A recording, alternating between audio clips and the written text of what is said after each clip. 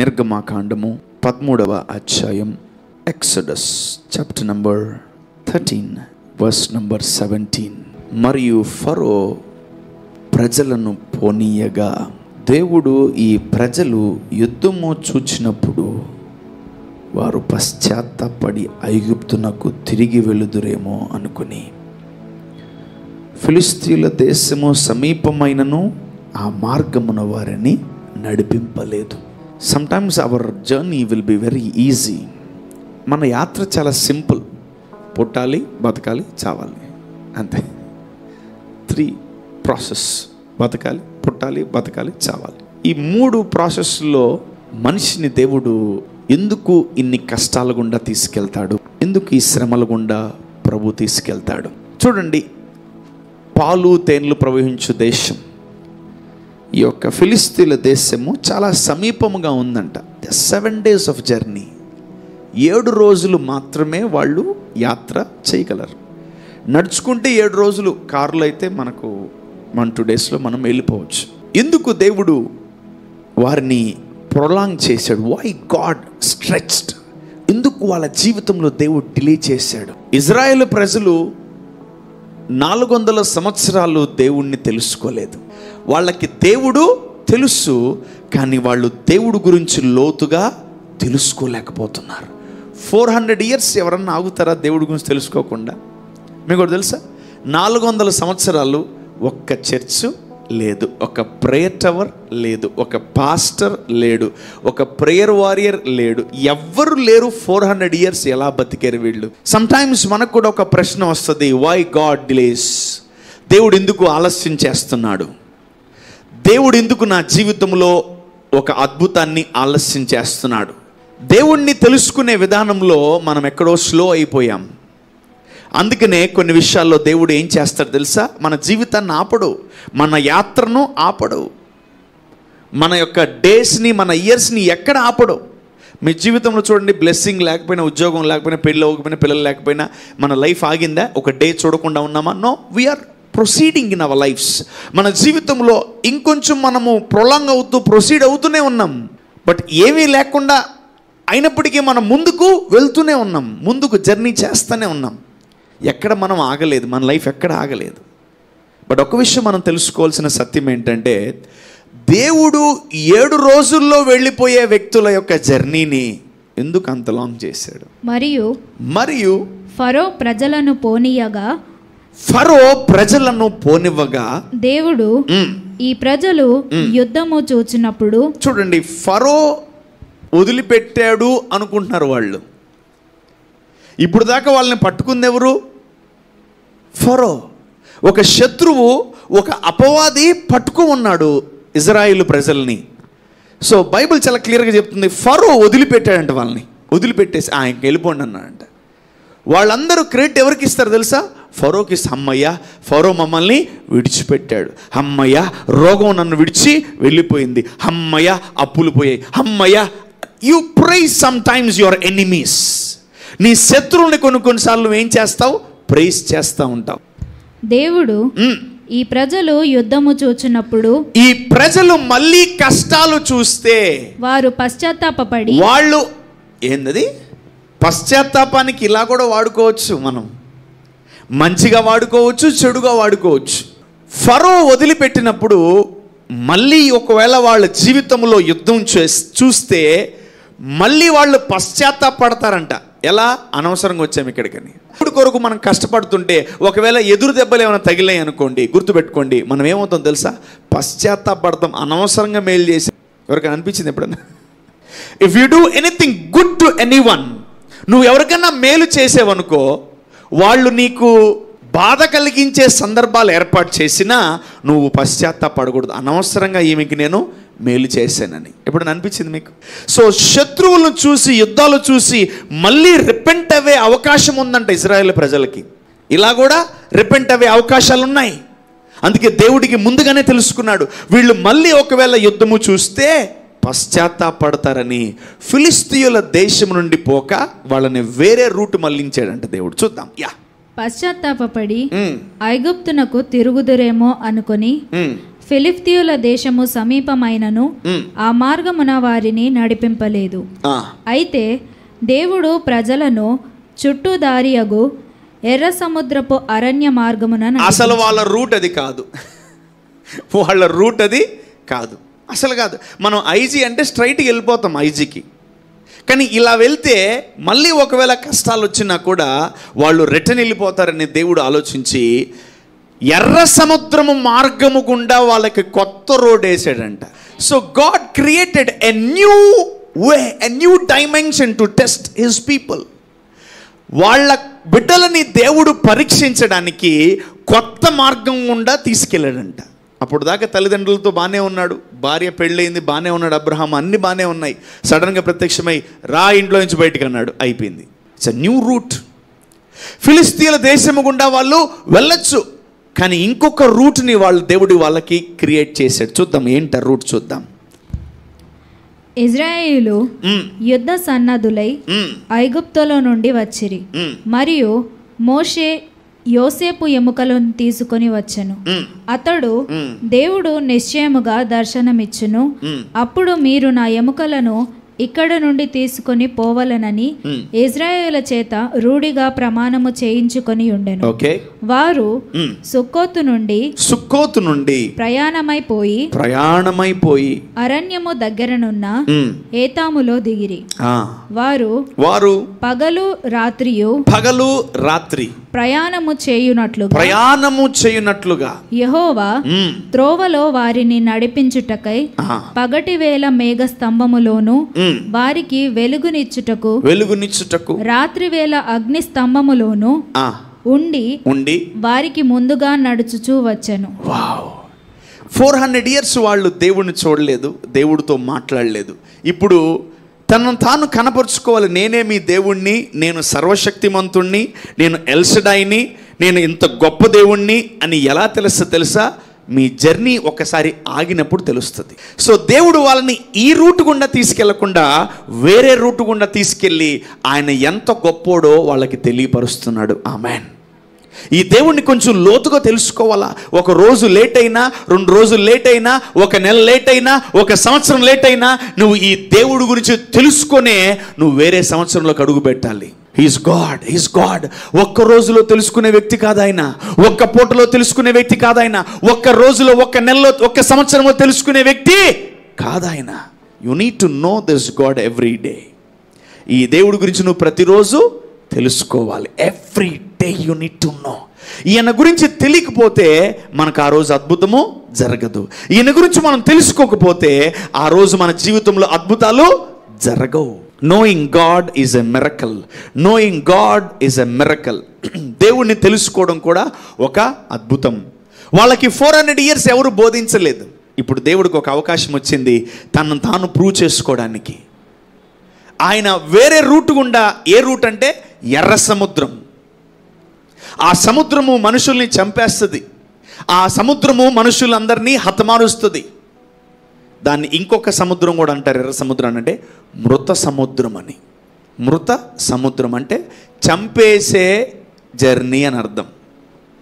నీ యాత్రలో, నీ జర్నీలో అనేక మంది నిన్ను చంపడానికి వస్తారు, నిన్ను కూల్చేయడానికి వస్తారు, నిన్ను నాశనం చేయడానికి వస్తారు. నీ యాత్రలో నీకేం కాదు. ఆమేన్. యోర్దాను అలలు, ఎర్ర సముద్రం, మృత సముద్రం, ఈ సముద్రాలను చూసి మనం ఏం చేస్తూ ఉంటాం? భయపడుతూ ఉంటాం. So if you know this God, ఈ ఎర్ర సముద్రం కూడా చీల్చచ్చు అని తెలుసుకోగలవు. ఆమేన్. ఇంత ఎర్ర సముద్రము లాంటి కష్టాన్ని కూడా ఏం చేయొచ్చు? నేను చీల్చేయచ్చు అనే గొప్ప విశ్వాసము నీకు నాకు వచ్చును కాక. సో ఈ ఇజ్రాయేల్ ప్రజలు దేవుడికి చాలా ఇష్టమైన ప్రజలు. అరణ్యములో నేనే దేవుడినని, అరణ్యములో నేను తప్ప వేరొక దేవుడు లేడని, అరణ్యములో ఆయన సర్వశక్తి గల దేవుడని ఆయన కనపరుచుకున్నాడు. నువ్వు కష్టాల్లో ఉన్నా, శ్రమల్లో ఉన్నా భయపడకు. ఆయన ఎంత గొప్పోడో నీకు కష్టాల్లో తెలుస్తుంది. ఆమేన్. సో ఎవరికైతే శ్రమలు ఉంటాయో, ఎవరికైతే దేవుడు నువ్వు అలా వెళ్ళొచ్చు, కానీ దేవుడు తీసుకుని ఇలా తీసుకెళ్ళి ఇలా రౌండ్ కొడుతుండవు, పెద్ద రౌండ్ కొట్టాడు వాళ్ళ లైఫ్లో. 40 years ఒక రెస్ట్ పీరియడ్, 40 years ఒక టెస్ట్ పీరియడ్, 40 years ఒక శ్రమల కులిమిలో వేసే పీరియడ్ వాళ్ళకి. అది ఒక్కొక్కరు తెలుసుకున్నారు, ఒక్కొక్కరు విడిచిపెట్టారు, ఒక్కొక్కరు బలపడ్డారు, ఒక్కొక్కరు దేవుడి పక్షాన నిలబడ్డారు. మన జీవిత యాత్ర జర్నీ, మన జర్నీలోనే దేవుడు మనల్ని పరీక్షిస్తాడు. నీ ముందు ఎర్ర సముద్రం వచ్చి నిలబడుతుంది, యోర్దాను నది వచ్చి నీ ముందు నిలబడుతుంది. చిన్న చిన్న కాలువలు వచ్చాయి, దాటుకున్నారు. యోర్దాను లాంటి నదులు వచ్చాయి, దాటేశారు. ఇక ఫైనల్ ఏంటి? ఎర్ర సముద్రం. కొంతమంది చనిపోయి కూడా తిరిగి లేచారు తెలుసా, చావు దాకా వెళ్ళారు. రకరకాలుగా వాళ్ళు చావుని, మరణాన్ని కూడా జయించుకుంటూ వచ్చారు. సో దేవుడు ఎందుకు మనల్ని ఆ టఫెస్ట్ జర్నీ కూడా తీసుకెళ్తా ఉంటాడంటే ఆయన్ని లోతుగా తెలుసుకోవడానికి. ఆమేన్. నాట్ టు బి కిల్డ్, మనల్ని చంపడానికి కాదు దేవుడు తీసుకెళ్ళింది. చూడండి, ఆ యొక్క రూట్ మార్చిన దేవుడు వాళ్ళకి ఎలా ఉన్నాడు? పగలు మేఘస్తంభము, రాత్రి అగ్నిస్తంభంగా ఉన్నాడంట. సముద్రం వస్తుందని తెలీదు వాళ్ళు కూడా. అందుకని కొన్నిసార్లు కష్టాలు దేవుడు ముందుగా చెప్పడు. నాన్న నేను నెక్స్ట్ మంత్ నీకు కొన్ని శ్రమ రాబోతుందిరా అంటే అని చెప్తే ఎవరు వినరు, భయపడతారు. ఇంకోటి అసలు దేవుడికి దూరం అయిపోతారు, అసలు ఎవరు నమ్మరు, ఇంకోటి ఎవరు తీసుకోరు. కానీ దేవుడు కష్టాలు ముందుగా చెప్పింది ఎవరికి తెలుసా? పౌలుకే. పౌలా, నువ్వు ఆ ఊరికి వెళ్ళి నా కోసము నువ్వు శ్రమ పడాలరా అన్నప్పుడు పౌలు ఏమంటాడు తెలుసా? ఎస్ మై లార్డ్, నేను వెళ్తాను నీ కోసం అన్నాడు. మన యాత్రలో కొన్ని టఫెస్ట్ ప్లేసెస్ని, టఫెస్ట్ మౌంటైన్స్ని దేవుడు మనకి ఇచ్చినప్పటికీ ఆయన మనల్ని గెలిపిస్తాడు. ఆమేన్. వారు సుక్కోతు నుండి ప్రయాణమైపోయి అరణ్యము దగ్గరనున్న ఏతాములో దిగిరి. వారు పగలు రాత్రియు ప్రయాణము చేయునట్లుగా యెహోవా త్రోవలో వారిని నడిపించుటకై పగటి వేళ మేఘ స్తంభములోను వారికి వెలుగునిచ్చుటకు రాత్రి వేళ అగ్ని స్తంభములోను ఉండి వారికి ముందుగా నడుచుచూ వచ్చెను. వావ్, గమనించండి, ఇజ్రాయెల్ ప్రజలు 400 years ఎక్కడ చెప్పుకోలే వాళ్ళ గురించి. ఎప్పుడైతే దేవుని చేతిలో పడ్డారో అప్పుడే వాళ్ళ గురించి అందరూ మాట్లాడుకోవడం స్టార్ట్ అయింది. మీ కష్టాల గురించి ఎక్కువ మాట్లాడుకుంటారా, మీ ఆశీర్వాదాల గురించి ఎక్కువ మాట్లాడుకుంటారంటే మీ కష్టాల గురించే ఎక్కువ మాట్లాడుకుంటారు జనాలు. వాళ్ళు అనుకున్నారు, నడుచుకుంటూ పోతున్నారు. సడన్గా ఏమొచ్చింది వాళ్ళ ముందు? సముద్రం కనపడింది. బాబు మోషే, ఇక్కడ ఏమీ లేదు, ఏంటిది ఇక్కడికి తీసుకొచ్చేవంటున్నారు. అలా అనేక మంది మోషేని అన్నారు. సో మోషే మౌనముగా పరలోకం వైపు చూచాడు. ప్రభా, ఇదేంది ప్రభా, కొత్త శ్రమ. శోధనలు వేరు, శ్రమలు వేరు. శోధనలు వేరు, శ్రమలు వేరు. ఒకవేళ శోధింపబడ్డావా, తొందరగా బయటకు వచ్చాయి. శ్రమల్లో ఉన్నావా, నిన్ను దేవుడు బాగా కాల్చి రిఫైన్ చేసి బాగు చేసి అనేకులకు ఆశీర్వాదంగా నిన్ను దేవుడు నిలబెడతాడు. సో వాళ్ళు అక్కడికి వచ్చి నిలబడినప్పుడు వాళ్ళ ముందు రూటు లేదు, వాళ్ళ ముందు రూట్ మ్యాప్ లేదు. వాళ్ళు అయిపోయింది, వాళ్ళ జర్నీ అయిపోయింది అనుకుంటున్నారు. సో నువ్వు ఎక్కడున్నా, నీ జర్నీ ఎలాగున్నా, నా దేవుడు నీ జర్నీని బ్లెస్ చేస్తాడు. ఆమె ఎందుకంటే కార్య ఆరంభం కంటే కార్య ముగింపు గొప్పదంట. సో దేవుడు మన జీవితాన్ని స్టార్ట్ చేశాడు. ఎవరు చెప్పుకోలా, కష్టాలు వచ్చిన తర్వాత అందరూ మన గురించి మాట్లాడుకుంటున్నారు. నిందలు, అవమానాలు ఎక్కువగా మాట్లాడుకుంటున్నారు. ఆ ఇజ్రాయెల్ ప్రజల్ని ఆ ఊబిలో, చీకట్లో, అరణ్యంలో నుంచి, ఈ ఐగుప్తులో నుంచి, శత్రువు చేతిలో నుంచి ముందు బయటికి తీసుకొచ్చాడు. ఆమేన్. నీ జీవితంలో కూడా ఫరోలు ఉంటారు. ఆ ఫరో నిన్ను ఏం చేస్తుంటాడు? బంధించేస్తుంటాడు. సో ముందు మనము శత్రువుల చేతిలో నుంచి బయటికి రావాలా. అనేక మంది శత్రువుల చేతిలో ఇరుక్కుపోయి ఉంటారు. అనారోగ్యాలు, బలహీనతలు, తర్వాత భయంకరమైనటువంటి సమస్యల్లో ఇరుక్కుపోయి ఉంటాం. మనం ఆ శత్రువుల చేతిలో నుంచి బయటికి రావాలి. దేవుడు ఇజ్రాయెల్ ప్రజల్ని ఎలాగైతే శత్రువుల చేతిలో నుంచి బయటికి తీసుకొచ్చాడో ఈరోజు మనందరినీ కూడా ఆయన బయటికి తీసుకొచ్చును గాక. ఆమేన్. శత్రువు మనల్ని ఏం చేస్తుంటాడు? ఇబ్బంది పెడుతుంటాడు. శత్రువు మనల్ని ఏం చేస్తుంటాడు? హింస పెడుతుంటాడు. నీ మిత్రులు ఎవరు, నీ శత్రువులు ఎవరు, వాళ్ళందరినీ నువ్వు ఫిల్టర్ చేయగలిగితే నీ శత్రువుల చేతిలోంచి దేవుడు నిన్ను బయటికి తీసుకురాగలడు. నిన్ను పోషించుటకు, నిన్ను బలపరచుటకు నీకు దేవుడు సేవకుడిని పెట్టాడు. ఆమేన్. హల్లెలూయా. నీకు దేవుడు మేఘస్తంభముగా, అగ్నిస్తంభముగా ఉండి నిన్ను దేవుడు బలపరుస్తూ నీ జర్నీలో నిన్ను ఫిల్టర్ చేస్తున్నాడు. నీ జర్నీలో దేవుడు నిన్ను బలపరుస్తున్నాడు. ఈరోజు ఇజ్రాయేల్ ప్రజలు ఆ అరణ్యము గుండా వెళ్ళినప్పుడే వాళ్ళు తెలుసుకున్నారు దేవుడు మేఘస్తంభం అని. వాళ్ళు తెలుసుకున్నారు రాత్రికి వచ్చేసరికి దేవుడెవరు? అగ్నిస్తంభం అని. నువ్వు కష్టాల్లో ఉంటేనే దేవుడిని బాగా తెలుసుకుంటావు. ప్రతి సమస్యలో నువ్వు దేవుడిని కొత్తగా తెలుసుకుంటావు. నువ్వు దేవుడికి దగ్గరైపోతావు నువ్వు దేవుడికి. ప్రభా ఈ సమస్యలో నేను ఏం చేయాలి ప్రభా, ఈ శోధనలో నేను ఏం చేయాలి ప్రభా, ఈ పోరాటంలో నేను ఏం చేయాలి ప్రభా నువ్వు అడుగుతావు చూసావా, అప్పుడు దేవుడితో మాట్లాడతాడు. జోసెఫ్ జైల్లో ఉండి కూడా దేవుడితో మాట్లాడాడు. దావీదు అరణ్యంలో ఉండి కూడా దేవుడితో మాట్లాడాడు. పౌలు అరణ్యములో జైల్లో ఉన్న దేవుడితో మాట్లాడాడు పౌలు. ఆమేన్. దేవుడు 2 రకాల ఆశీర్వాదాలు ఇస్తాడు. ఒకటి, నిన్ను బ్లెస్ చేసి ఆ తర్వాత పరీక్షిస్తాడు. ఆమేన్. అండ్ నెంబర్ 2, నిన్ను శోధించి పరీక్షించి ఆ తర్వాత బ్లెస్ చేస్తాడు. ఏది కావాలి? ఎందుకు బ్లెస్ చేయండి నన్నంటే, ఈ బ్లెస్ చెయ్యని దినాలు ఉన్నాయి చూసావా, అవన్నీ నీకు ప్రిపరేషన్ పీరియడే. ఆమేన్. నువ్వు ఎప్పుడైతే ప్రార్థన చేస్తావో, నేను ఈ కరువులో నుంచి బయటికి రావాలి, వీళ్ళందరినీ నేను కరువులోంచి బయటికి తీసుకొచ్చేస్తాను ప్రభా అని నువ్వు ఎప్పుడైతే ప్రార్థన చేస్తావో, నీ జీవితంలో పరీక్ష తర్వాత ఏంటి? ఆశీర్వాదమే. ఇశ్రాయేలు ప్రజల్ని దేవుడు ముందు బ్లెస్ చేశాడు. వీళ్ళకిట్ట కాదు, మళ్ళీ ఏం చేశాడు? శోధించాడు, పడిపోయారు. మళ్ళీ వాళ్ళని దేవుడు ఏం చేశాడు? ఆశీర్వదించాడు. నీకు రోగం వస్తేనే కదా తెలిసేది ఆయన యెహోవా రఫా అని. యెహోవా రఫా, మై హీలర్, మై రిడీమర్ అని అప్పుడు పలుకుతావు. అప్పుడు దాకా యెహోవా రఫాతో సంబంధమే లేదు మనకు. మనదే బ్యాచ్ తెలుసా? పరీక్షించిన తర్వాత దీవిస్తాడు. అబ్రహాముని 2 రకాలుగా దీవించేశాడు. ఒకటి, దీవించి పరీక్షించాడు, తర్వాత పరీక్షించి దీవించాడు. అరే నీ కొడుకుని ఇస్తాను, నాకు ఇస్తావా? అబ్రహాం అన్నిట్లో పాస్ అయ్యాడు. ఆమేన్. అబ్రహాము శోధింపబడ్డాడు, అబ్రహాము దీవించబడ్డాడు. అబ్రహాము దీవించబడ్డాడు, అబ్రహాం మళ్ళీ శోధింపు. ఈ 2 ప్రాసెస్లు జరుగుతూ ఉంటాయి. మీకు రోజు చెప్పుకోవాలి, దేవా నన్ను ఆశీర్వదించయ్యా, నేను అనేకులకు ఆశీర్వాదకరంగా ఉంటాను ప్రభా. సో ఎవ్రీ బ్లెస్సింగ్, ప్రతి ఆశీర్వాదము మనకి ఏదో ఒకటి నేర్పిస్తుంది. దేవుడు మనతోనే ఉన్నాడు. ఈ జర్నీలో, ఈ యాత్రలో దేవుడు మనతోనే ఉన్నాడు. ఎక్కడికి నువ్వు జైల్లో ఉన్నా, నువ్వు అరణ్యంలో ఉన్నా, నువ్వు ఎడారిలో ఉన్నా, నీతోనే ఉన్నాడు దేవుడు. నువ్వు దేవుడు ఒకటి. ఈ 40 సంవత్సరాలు వాళ్ళు దేవుణ్ణి కొత్తగా తెలుసుకున్నారు. సో వాళ్ళందరికీ 40 సంవత్సరాలు రోగాలు వచ్చినాయి. వాళ్ళని దేవుడు ఏం చేశాడు తెలుసా? అరణ్యంలో స్వస్థపరిచాడు. ఇంకొక అద్భుతం కూడా జరిగింది. వాళ్ళకేం తెలుసా? వాళ్ళ బట్టలు నలగలేదు, చెప్పులు అరగలేదు. దేవుడు ఇలాంటి అద్భుతాలు కూడా చేయగలడా? ఎస్. ఎన్నో అద్భుతాలు పర్ఫామ్ చేశాడు వాళ్ళ జీవితంలో.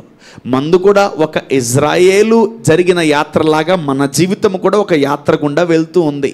నీది ఎక్కడ ఆగిపోయినా దేవుడు అక్కడ స్టార్ట్ చేస్తాడు. నువ్వు ఎక్కడ పడిపోయినా అక్కడ లేపుతాడు. నువ్వు ఎక్కడ కూలిపోయినా అక్కడ నిలబెడతాడు. నువ్వు ఎక్కడ ఏడుస్తుంటే అక్కడ నిన్ను నవ్విస్తాడు. ఎక్కడ నువ్వు బాధల్లో ఉన్నావా అక్కడ దేవుడిని స్థిరపరుస్తాడు. ఆమేన్. నీ జర్నీలో దేవుడు లేడు అనుకోకు. God is with you in your journeys. If your journey is great, నీ యాత్ర చాలా గొప్పగా ఉందనుకో, గుర్తుపెట్టుకో, అందరూ నీ యాత్రనే చూస్తుంటారు. ఈ జర్నీ ఈడు ఉంటాడా పోతాడా, ఈడు నిలబడతాడా ఊలిపోతాడా, ఈడు అసలు ఉంటాడా పోతాడా అని అందరూ మన జర్నీ మీద ఫోకస్ చేస్తుంటారు. గుర్తుపెట్టుకో, చెక్కు చెదరవు నువ్వు. ఆమేన్. అటువంటి దేవుడు మనకు తోడుగున్నాడు. హల్లెలూయా. సౌలు అంటాడు దావీదుతో, దావీదా నా కుమారుడా, నీతో దేవుడు ఉన్నాడరా. The Lord is with you man. నేను ఎన్నిసార్లు చంపాలనుకున్నాను తెలుసా? నేను ఎన్నిసార్లు చంపాలనుకున్నాను తెలుసా అంటే, తెలుసు రాజా, నాకు నేను రాజయ్యి పట్టాభిషేకం చేయబడి కూర్చున్నప్పటి నుంచి నన్ను చంపాలనుకున్నావు నువ్వు. కానీ ఒక్కరోజు కూడా నేను ఒక్క స్క్రాచ్ కూడా పడలా. His journey was amazing. ఎన్నోసార్లు పరిగెత్తాడేమో, ఎన్నోసార్లు పారిపోయాడేమో, ఎన్నోసార్లు మరణం అతన్ని వెంటాడిందేమో. నో నో నో, మళ్ళీ తిరిగి సింహాసనం మీద కూర్చున్నాడు. Your journey has been started by God. నీ యాత్ర ఎవరు ప్రారంభించారు? దేవుడే. దేవుడే నీ జర్నీని స్టార్ట్ చేశాడు. మరి దేవుడు నీ జర్నీలోంచి వెళ్ళిపోతాడా? No way. He will bless your journey. Your journeys will be awesome. ఎవరు నీకు ఆల్ ది బెస్ట్ చెప్పినా చెప్పకపోయినా, ఎవరు నీకు హ్యాపీ జర్నీ చెప్పినా చెప్పకపోయినా, నీ జర్నీలో యేసయ్య ఉన్నాడు. ఆమేన్. చూద్దాం 14-13 నిర్గమకాండం. అందుకు మోషే, భయపడకుడి, యెహోవా మీకు నేడు కలుగచేయు రక్షణను మీరు ఊరక నిలుచుండి చూడుడి. మీరు నేడు చూచిన ఐగుప్తీయులను ఇక మీదట మరెన్నడూ చూడరు. ఆమేన్. యా. మోషే దేవుడి గురించి చెప్తున్నాడు. నువ్వు యుద్ధం చేయాల్సిన అక్కర్లేదు. నీ వ్యాధి మీద, రోగం మీద, పరిస్థితి మీద నువ్వు యుద్ధం చేయాల్సిన అవసరము లేదు. దేవుడే యుద్ధం చేస్తాడు చూడండి అంటున్నాడు. Your life, your journey is in the safe hands of God. దేవుని చేతిలో నీ యాత్ర భద్రంగా ఉంది. ఆమేన్. We will have a wonderful journey in the coming days in Jesus' mighty name. మన జర్నీలో దేవుడు మనకు తోడుగా ఉన్నాడు. I bless your journeys in Jesus' mighty name. Let there be an awesome journey. యేసు నామములో ప్రార్థిస్తున్నాము తండ్రి. ఆమెన్.